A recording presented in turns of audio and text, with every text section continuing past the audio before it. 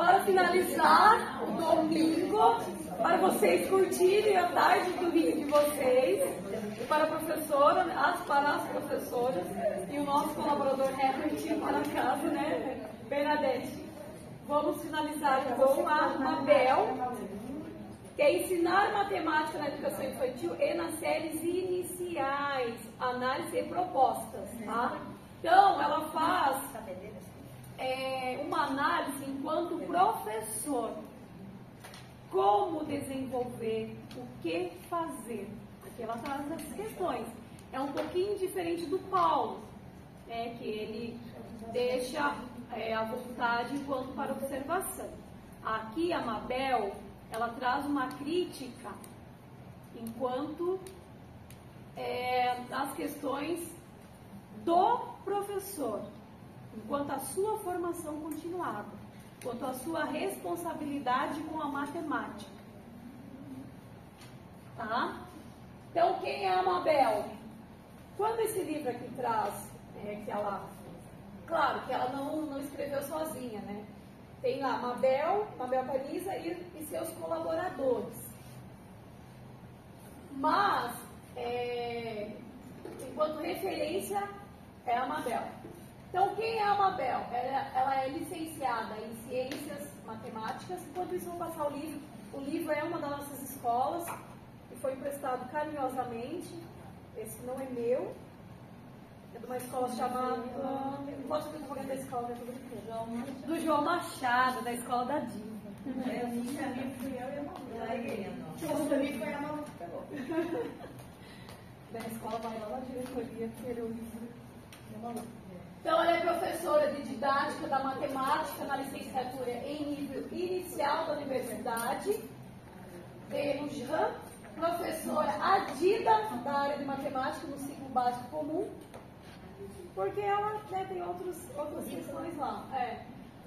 Diretora de equipe de pesquisa do projeto da UBACIT, didática do raciocínio matemático, integrante da equipe de pesquisa franco-argentina, com sede em ISA, integrante da equipe de especialistas do programa de gestão curricular da direção de transformação e credenciamento dos institutos superiores de formação docente da província de Buenos Aires, na área de matemática. Então, a vida da Mabel é matemática. Então, o conhecimento dela, olhe, aqui eu coloquei uma animação, né? Quando você está escrevendo lá, não aparece animação, para representar a matemática. Dificuldade dos alunos. O que a Mabel considera quando os alunos têm dificuldade em matemática ou não gostam de matemática? Eu não gosto. Tem que ter um motivo. É nós. Porque eu não gosto. São vocês.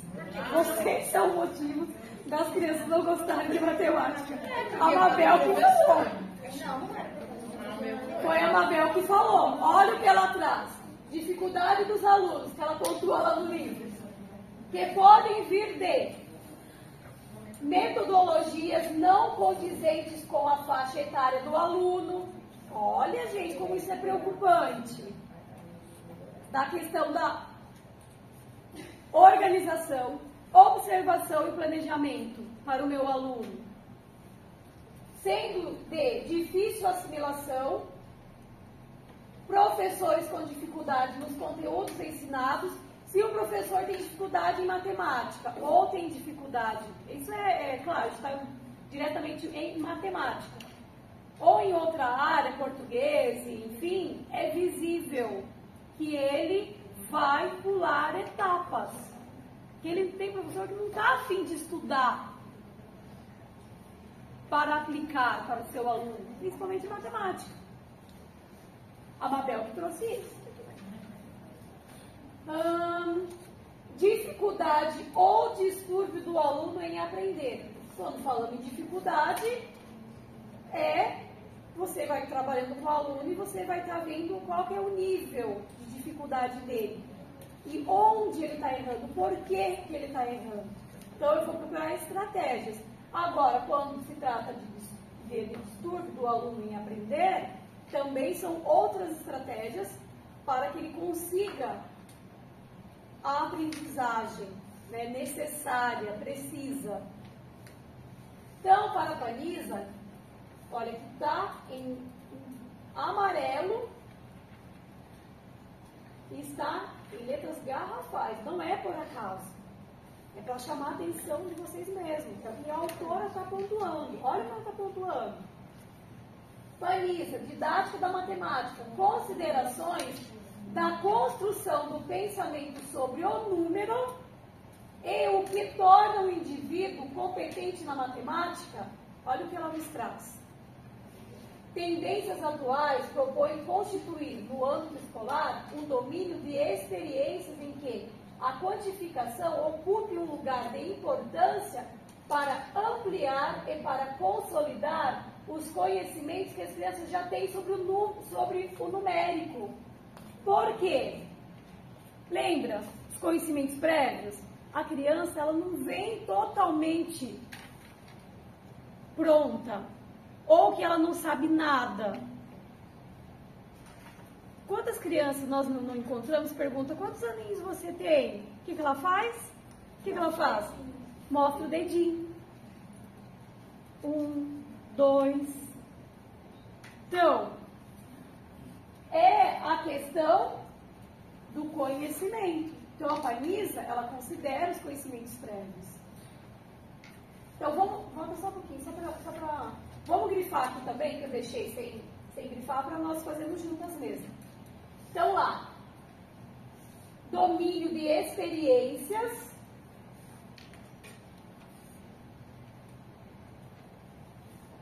ampliar, consolidar os conhecimentos.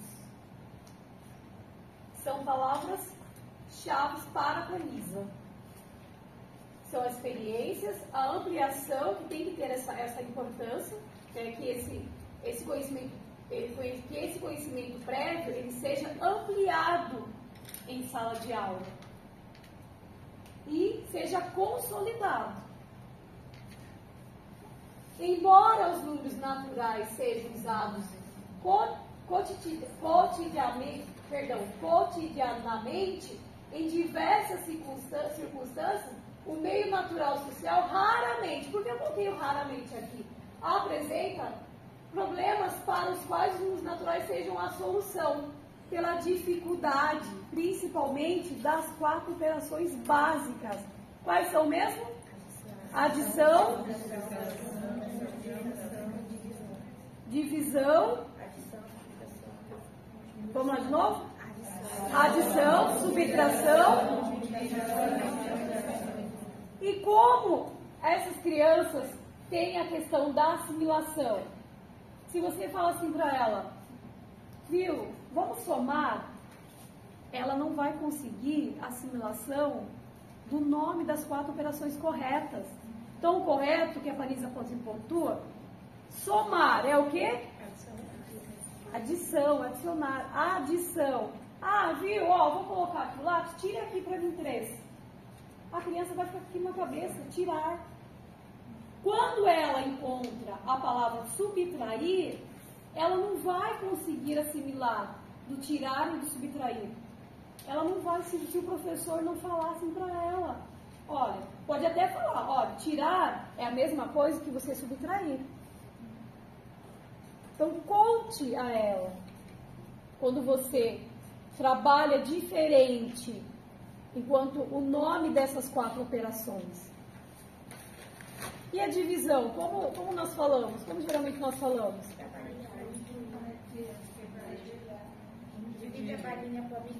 Olhe, vamos dividir.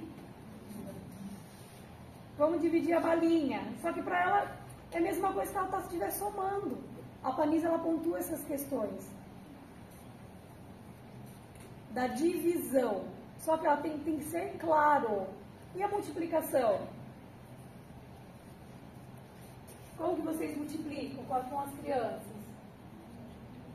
Que seja do dia a dia da criança, dessa criança, que ela consiga assimilar o nome das 4 operações.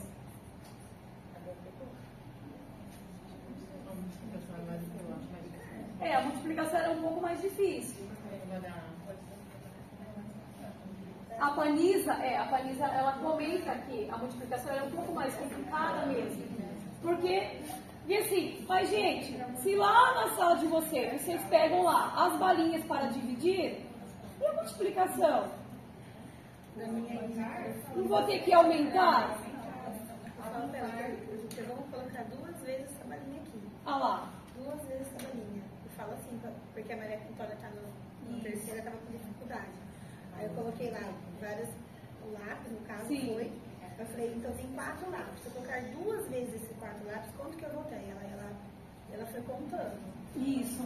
Isso. Isso, é correto. Mas depois que a criança já conseguir assimilar, né, olha, eu tenho essa quantidade, com essa quantidade, eu vou somar, mas para mim é multiplicar. Contar para ela, porque senão ela vai ficar o que na cabeça? É soma. Ela vai somar. Toda vez que ela deparar com uma situação problema, ela vai somar. Ela vai assimilar o quê? 4 mais 4. Ah, não, se eu contar, é errado? Não é errado. Mas precisa contar para ela que ela está multiplicando. Certo? Então, lá. Propor esses problemas é a responsabilidade da escola. Olha a nossa responsabilidade. O que eu falei? Nós somos a escola. E elaborá-los é uma tarefa específica da didática da matemática. Então, é como nós oportunizamos, e nós temos que diferenciar as atividades, nós temos que tomar cuidado com as estratégias que nós usamos, como nós falamos, né? Ela, como ali a professora Kelly bem pontuou, a menina entendeu.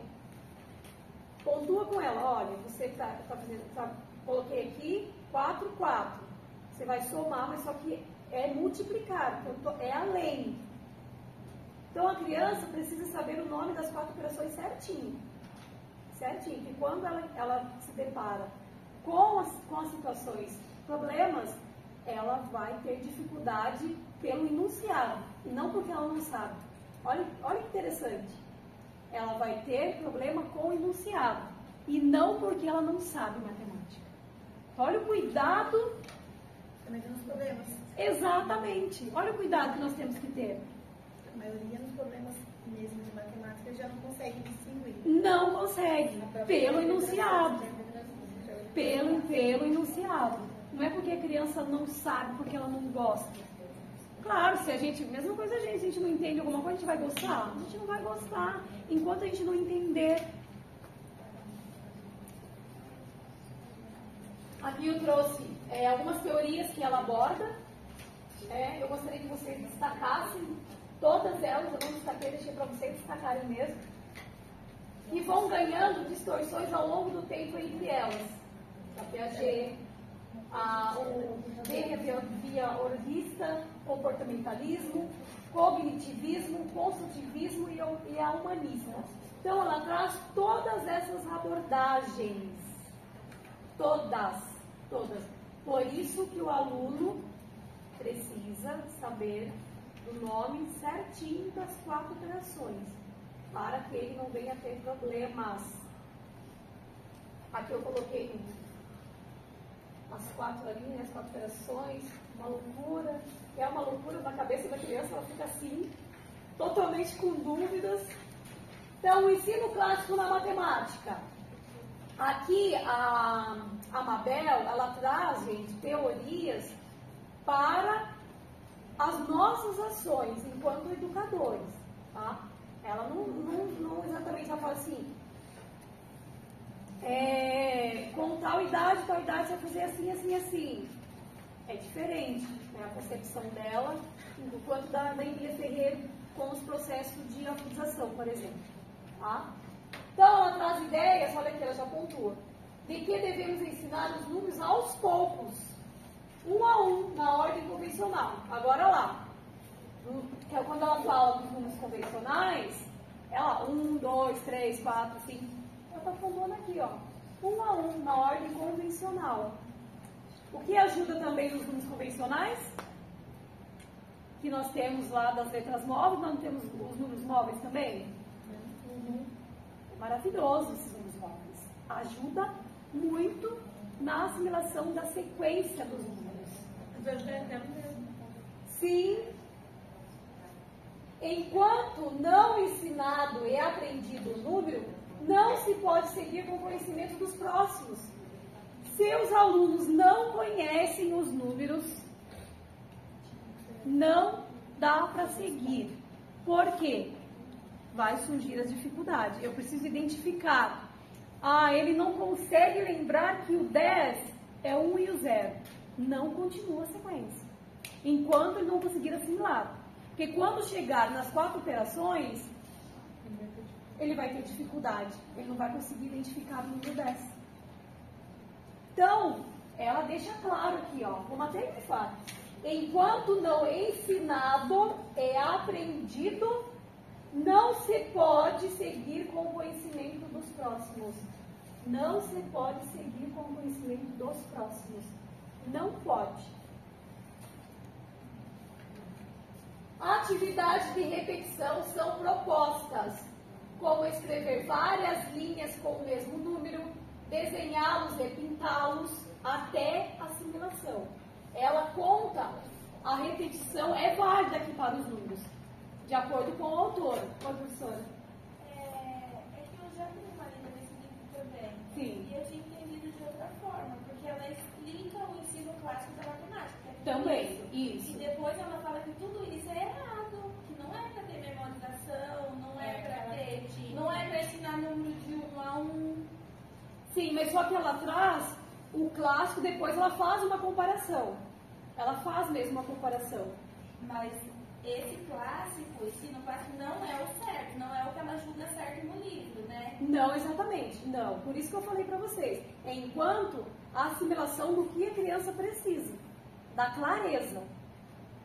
Seria isso. Porque se tiver uma pergunta falando que se usar a memorização para matemática, segundo ela não fala que isso é certo. Não, ela vai colocar como um clássico. Ela vai fazer uma comparação. É uma comparação que ela vai fazer. Ela faz Do que seria? Isso. Do que seria. Enquanto a assimilação. Por isso que eu falei. Lembra que eu comentei? Ela não traz exatamente como fazer em si. Ela comenta de como é e de como seria, de como era e de como é. Ela não fala exatamente, o professor tem que fazer isso. Não é igual a Emília Ferreira, que ela pontua os processos. Nós vamos vendo nesse decorrer. Mas é exatamente isso, que nessa concepção, entendeu? Porque no concurso ela vai entender como o que é em relação ao clássico, exatamente. Mas não, ela não está falando, o professor precisa dizer isso. Ela não diz. O que é o ensino clássico? Isso, exatamente. Não como uma coisa certa. Não, lembra que eu comentei com vocês? É diferente da Emília Ferreira. A Emília Ferreira pontua o que o professor tem que fazer. Não foi que eu comentei? Ela não traz o que o professor tem que fazer na matemática em si. Ela traz uma comparação. E o fato de ser empírico também é experiência, né, gente? Exatamente. É experiência. Não é nada ainda fechado. Né? Não é fechado. Não é fechado. Por isso que ela faz comparações. Entendeu? Nesse sentido, de comparações.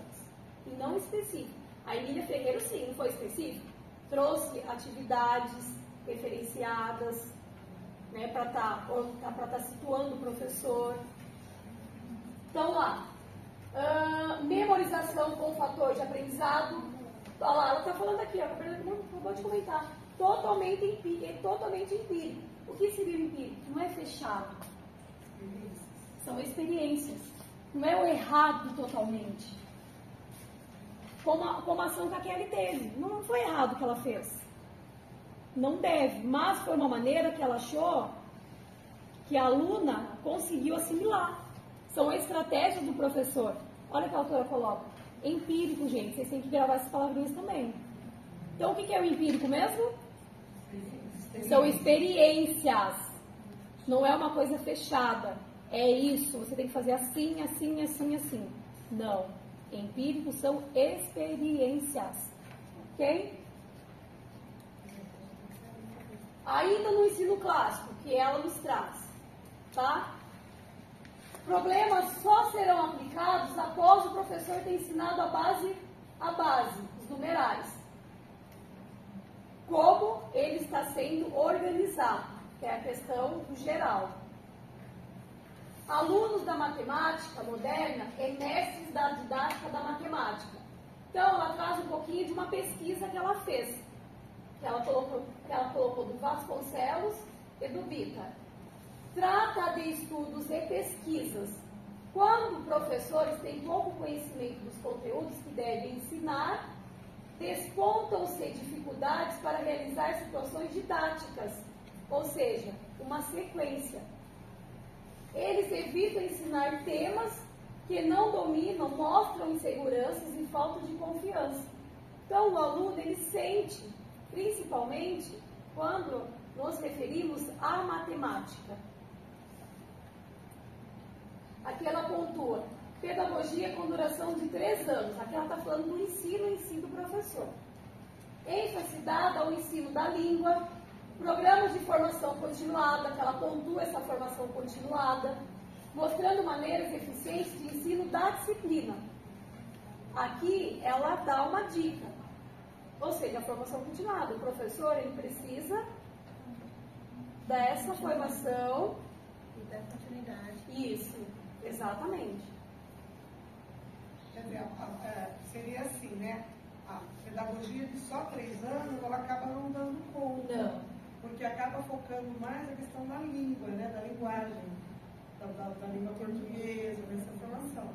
E a matemática acaba ficando um pouco de lado. Então, a importância de estar fazendo a formação continuada após a formação acadêmica. Exatamente. Não tem matéria específica para quem faz pedagogia. Você vai trabalhar só com português, só com matemática. Você não vai trabalhar só com o que você gosta, da matéria que você gosta. Não.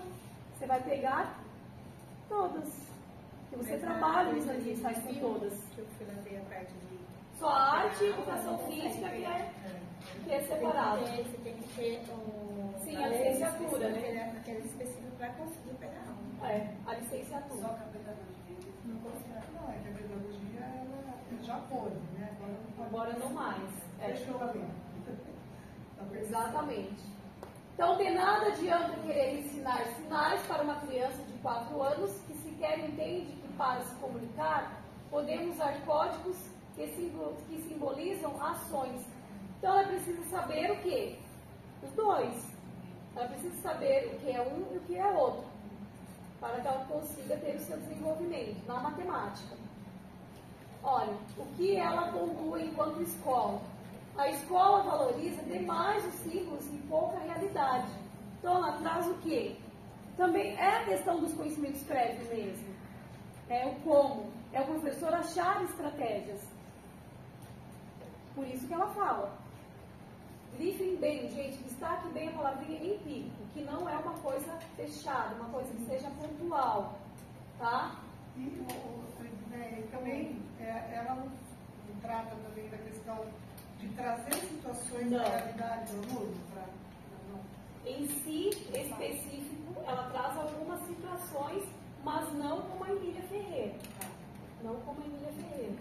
É como a professora pontuou, do clássico, né? Porque assim, quando ela fala empírico, porque não é errado o professor achar uma estratégia. Não é porque, não pode fazer assim. Mas a questão da dúvida dela, da dúvida dela era enquanto do curso. Se ele de classe ou ensino. Não, porque é o certo e errado. Não, por isso que ela pontua o empírico. O empírico ele não é fechado. Ela não é fechado. Não esqueçam disso. Uma parte do livro que ela fala assim, que para ensinar matemática, resolver problemas. Sim. Aí ela conta uma historinha lá, fala alguma coisa. Aí eu vi que tem uma parte, até uma pergunta da Unesp que saiu desse jeito. Uma criança tinha 5 bolinhas vermelhas e a outra tinha 5 bolinhas azul. Assimilação. Não, aí ela pergunta assim, se a professora fala para a criança que ela tem que tratar esse problema, você faz essa continha demais. O que a autora fala no livro? E no livro ela fala que se a professora faz isso, a criança está resolvendo a conta, mas não o problema. Porque é a questão da assimilação, como ela aprendeu. Ela deve estar assinando a questão da quantidade das bolinhas, sim, enquanto a quantidade das bolinhas, e o como o professor usou a estratégia para ela chegar no resultado. Mas aí ela está, tipo assim, nesse caso, ela está falando que a professora errou. Errou. Exatamente, por isso que ela coloca empírico. Isso, exatamente. É como a Kelly comentou. Kelly, se permite usar o seu exemplo de novo? É como a Kelly comentou. A Kelly não usou 4 lápis. Olha, aqui tem mais 4. Para a criança, para a Kelly, a menina, a aluna, ela conseguiu assimilar a questão da multiplicação, só que a Kelly teria que ter avisado, falado para a aluna, olha, aqui nós estamos multiplicando. Porque vai confundir da soma para a multiplicação. Para ela, está somando, vai dar 8, por exemplo. Só que foi uma estratégia do professor, exatamente. Ele vai estar, o aluno resolveu uma situação enquanto estratégia que ele usou das bolinhas. Não, porque ele não conseguiu isso. Intermediou no caso. Entendeu? Ela fala que é errado, que o professor não pode intermediar no problema, ela tem que dar o problema. E ele resolveu Isso, resolver é autonomia. É autonomia. É autonomia. Aí a questão dele. Isso, Mas exatamente. ele chegou no resultado, é isso? Daí Isso. ele chegou no resultado certo. Exatamente. É isso que ela fala no livro dela. Ele chegou, por isso que ela colocou empírico, gente. Não é uma coisa fechada. Entendeu? Por isso. Empírico, não é fechado. Como ela pontuou, tem uma atividade. Crítica também. Faz. Vamos usar só a operação como a estratégia principal. Ensinar o aluno a pensar. Por meio de estratégias, vamos usar a operação convencional como o único caminho de se obter o resultado. Sim. As contas, por exemplo. Sim, exatamente. Sim, ensinar ele a pensar. São as perguntas. Por isso que a visão empírica é essa. É. Que você dá N situações de aprendizagem onde ele vivencia diversas experiências. Tá? Porque assim, a matemática, ensinar o quadradinho, as 4 operações, ensinando a conta, tá? Você não está favorecendo o aluno a pensar. Então, é levar o aluno a essa experiência de raciocínio de diversos meios. Mas aí, nesse caso, a parte do construtivismo, ele né, pontua muito nessa parte. Daí, a criança, ela... Por isso que eu tenho um pouco de trauma de matemática. Por quê? Na minha época era bem tradicional, né? Então, era aquilo e não tinha chance de eu falar assim, questionar. Por quê? Não, então era... Você não poderia Dá pra fazer assim, não, tem que ser desse jeito. É assim, é pronto, já vem com a informação pronta, só repassava o professor. Então, por isso que eu falo, não é que eu não gosto de matemática, é porque, assim, do jeito lá no primeiro ano que foi passado, eu não tinha chance de pensar, não, mas por quê? Você não pode fazer experiência. Exatamente. Aí eu acho que daí é Isso, exatamente. E quando ela pontua lá da questão das bolinhas em si, a professora ela colocou as bolinhas como referência. Só que se não tiver a escrita das bolinhas, escrito bolinhas, o aluno não vai se resolver. Nesse sentido, como ela bem pontuou. Porque ela deu recursos para o aluno entender. Ele vai resolver ali a conta, mas ele não vai conseguir se colocar lá. Só a questão da somatória. Ele vai ficar perdido e falar assim, nossa, mas como que eu vou fazer? Ele não tem recursos. Ele não consegue ter recursos. Só que daí cabe o professor tirar esses recursos do aluno também. Porque senão ele vai ficar refém. Ele vai ficar refém dos recursos. Ela não está antecipando os assuntos, vai ver. Tô. Olha lá, ó. Vivemos uma sociedade competitiva, onde o diploma é sinônimo de salvo-conduto e de sobrevivência social. É uma crítica que ela faz. O êxito escolar impõe-se como uma hiperexigência dos pais e muitas vezes como meio de promoção profissional dos professores. É o exigir. Não, meu filho precisa sair, precisa aprender de todas as maneiras possíveis o que é proposto. Só que se o aluno ele tem muitos recursos, vai chegar um momento que ele não consegue. Daí acontecem as dificuldades. A sociedade pede à instituição escolar uma dimensão produtiva, onde a matéria-prima é a criança e o instrumento de produção o professor. Então ela traz assim, essa questão é a questão dos problemas econômicos e sociais, que ela faz um apanhado no geral. O papel do professor, olha o que ela pontua, né, em relação ao papel do professor. É posto de uma forma simplista o de tornar o caminho entre a matemática e os alunos os mais curto possíveis.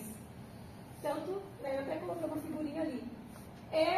Não é complicar, não é dar recursos demais, porque senão vai chegar lá em situações, problemas mais complexos, mais desafiantes, que ele não vai conseguir, porque ele não tem recursos. Como mais que está escrito lá, questão de bolinhas,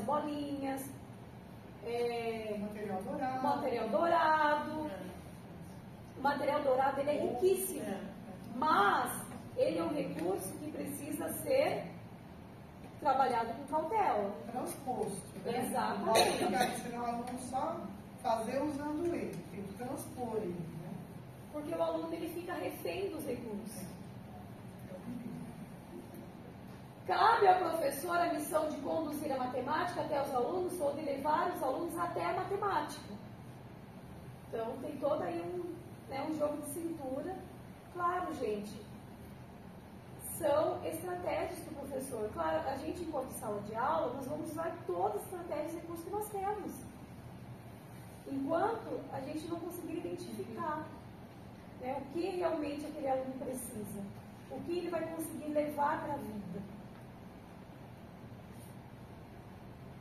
Os professores têm na matemática o papel do professor. Isso, que já era lá.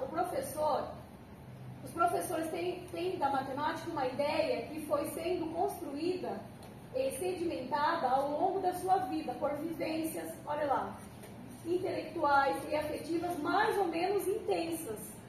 Ou seja, como ela comentou lá, repetição, repete de novo. Pelo contato que elas tiveram no seu percurso acadêmico e nas ofertas que lhe foram proporcionadas. Então, a tendência é trabalhar como ele aprendeu e não como exatamente o que o aluno precisa aprender. Exatamente, está replicando. E é super natural isso, né? A gente tem uma tendência de a gente replicar o ensinamento da forma como a gente aprendeu. Isso é muito comum, né? Se eu aprendi de um jeito mais tradicional, é automático. Eu replico do jeito tradicional. Se eu aprendi de um jeito mais positivista, eu consigo replicar do jeito. Mas por isso que assim, a questão do meu filho, eu não estou conseguindo ajudá-lo no momento agora de matemática de multiplicação, também. Aí eu estou ficando muito chateada porque ele é de um jeito que ele aprendeu. E eu. Isso.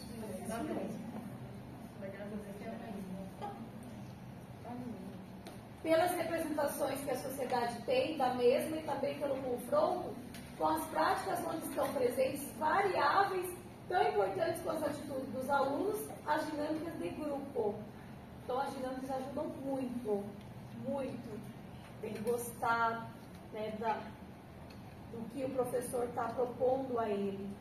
Foi ontem que a gente viu lá uma sala com a mesinha em forma de triângulo. Alguém falou, olha que belezinha.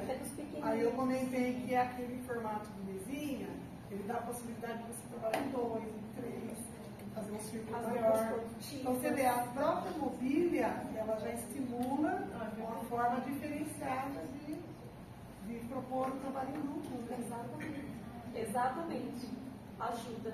Então, assim, são estratégias que nós vamos achando para estar socorrendo o empírico. Socorrer nossos alunos. Então, o que acontece na sala de aula, olha o que a Vanessa coloca. O que acontece na sala de aula pode estar marcado pela visão da matemática que o professor persegue.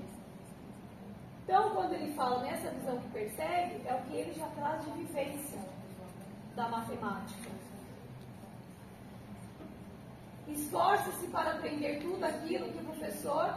Olha, gente, o papel do aluno, que a Panisa traz, enquanto o papel do aluno.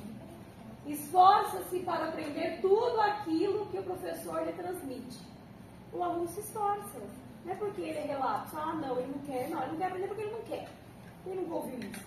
Ah, ele está com preguiça. Ele é preguiçoso mesmo. Não. Ele se esforça. A disciplina está orientada basicamente para a aquisição de conceitos, dando-lhe uma finalidade exclusivamente informativa. Então, são as informações como ele recebe. Essa tendência começou a se modificar com a incorporação da perspectiva construtivista do papel do aluno. Vamos grifar essa partinha aí? Incorporação da perspectiva construtivista da aprendizagem. Ou seja, são processos. Construção. Na qual o professor é incentivador da aprendizagem.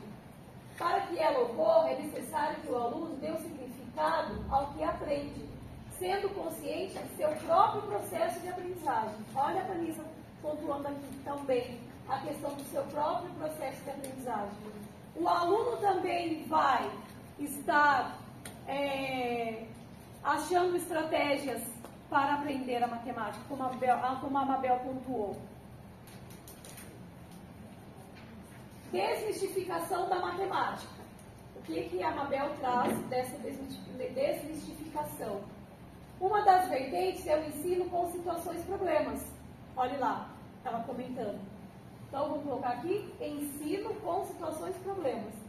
Que incita que não se aprende matemática somente resolvendo problemas. É a situação que a professora comentou. Não só resolvendo, só que ele não vai conseguir resolver se ele tem todos os recursos possíveis a ele. É necessário, além disso, um processo de reflexão sobre eles e sobre os diferentes procedimentos de resolução que possam surgir entre os integrantes da turma. O professor vai oferecer estratégias. Não é errado os recursos também, gente. Só que não pode ficar só nesse recurso, que o aluno ele não pode ficar refém dos recursos. Didática da matemática. O que ela traz em relação às didáticas? Então, lá, considerações da construção do pensamento sobre o número e o que torna o indivíduo competente na matemática. Para ela, o que se torna? Não, voltou. Repetiu? Não. Tendências atuais propõem constituir no âmbito escolar um domínio de experiências, que traz também todo o conhecimento do aluno e do professor, em que a quantificação ocupe um lugar de importância para ampliar e para consolidar os conhecimentos que as crianças já têm sobre o numérico. Então, ela volta a essa concepção de experiências, a ampliação e a consolidação do conhecimento. Ela coloca mais uma situação. Embora os números naturais... Não, está voltando sim. Ela repete a situação enquanto do aluno.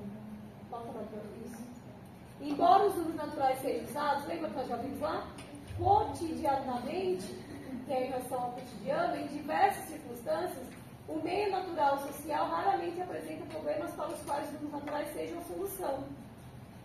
Então, é como um todo. Para a Vanessa, propor esses problemas é a responsabilidade da escola. Já foi também. Ela voltou, a gente volta na última frase. Não, é isso. Propor esses problemas é a responsabilidade da escola. Elaborá-los é uma tarefa específica da didática da matemática, em questão da Panisa, tá, gente? Então, ela traz um geral mesmo, tá? Tem o simuladinho que eu eu fiz com vocês também, a gente pode estar também pontuando algumas questões, e tem uma questão dela também. Eu preciso até conversar com a Bernadette. Tem um site que são as questões da VUNESP na íntegra. Eu vou compartilhar com vocês, só preciso fazer um cadastro, é isso, né? Tem que fazer um cadastro, é gratuito, e são as questões da VUNESP na íntegra, tá? Manda baixar. Eu preciso, são acho que 2 sites que a gente tem lá, eu vou mandar para vocês. Assim vocês podem estar treinando também.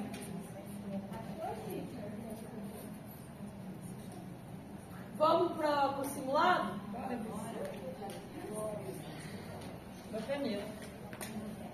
Então, deixa eu ver, são seis questões só.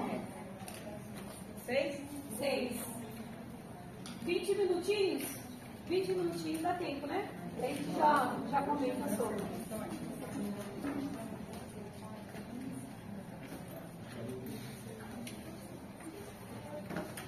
Esse aqui não é o método. É.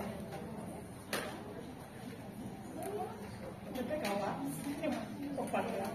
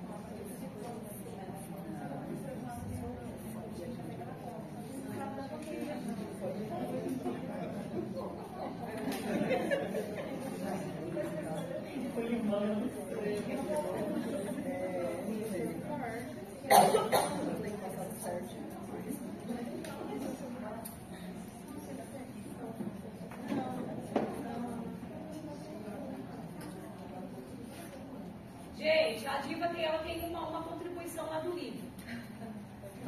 Eu não estudei o livro, tá? Mas pelo que eu estava olhando aqui, entendi o seguinte. Ela não está dizendo que o jeito tradicional de ensinar matemática é o correto. E nem que só propor problemas para os alunos também seja correto. Ela está dizendo que ambas as formas, se não tiver uma reflexão sobre o que você está fazendo, não adianta. Então, para ela, precisa refletir na maneira que você conseguiu chegar àquele resultado. Isso tem que ter sentido na sua cabeça. Então, por exemplo, você dá uma atividade para um aluno, uma atividade de matemática, um problema, um vai responder de um jeito, o outro de outro jeito, o outro de outro jeito. Aí você faz uma atividade de auditório, que a gente chama. Chama os alunos na lousa e fala, como que você chegou nesse resultado? Esse aluno pode ter chegado só pelo cálculo mental. O outro precisou fazer um monte de numerozinho. O outro um monte de quadradinho. Os recursos que ele usou. Mas o que vale para ela, pelo meu entendimento, é o processo de reflexão, o sentido que isso fez para esse aluno na hora da resolução. Ela faz uma crítica no livro quando ela fala assim que no ensino tradicional o professor dá problema. Daí ele vai lá na lousa e coloca a resposta. A resposta foi uma questão demais. Isso. Aí o aluno do lado conseguiu fazer o mesmo problema, só que ele não fez conta demais. Não. Então você está mostrando para o aluno que ele errou, só que ele não errou. Não errou, então. Aí ele apaga o dele e vai copiar essa conta demais. É isso que eu entendi do livro. É, isso que eu... Agora eu entendi do livro assim, pelos slides, eu li um pouquinho aqui. O que é isso? Ela faz uma crítica, a Vanessa está fazendo uma crítica sobre o ensinar. Porque você não pode dizer que só uma forma de resposta está correta. Se fez sentido para você chegar naquela conclusão, naquela resposta, ok. Então é a reflexão sobre a matemática que está correta. Tá bom? Segundo ela. Porque assim, quem nunca ouviu falar assim, pra que eu vou aprender isso que eu não vou usar na vida? É isso que ela quer tirar. Isso. é que faltou pontuar na questão do tradicional. Porque Não se confundiu. Na hora que eu comecei a ouvir, Não vai dar certo. não. Porque Quase falando só você formação junto, vocês dois. Aí eu falei, meu Deus. Não, mas confunde mesmo, Porque né? ele, tipo assim, deu a entender que estava lendo e aquilo ali era o céu. Não. Aí eu falei, meu Deus, eu entendi o livro muito errado. Por isso que eu voltei, gente,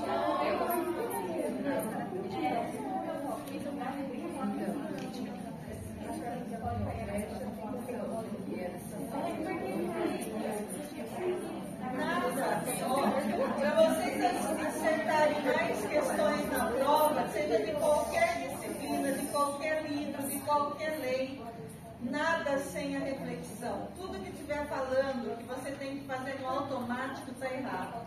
Tudo bem? Tem que fazer sentido e significado, seja qualquer uma criança, e vocês não vão errar se vocês colocarem assim, que as coisas têm que fazer sentido para você. Você tem que entender o que está fazendo.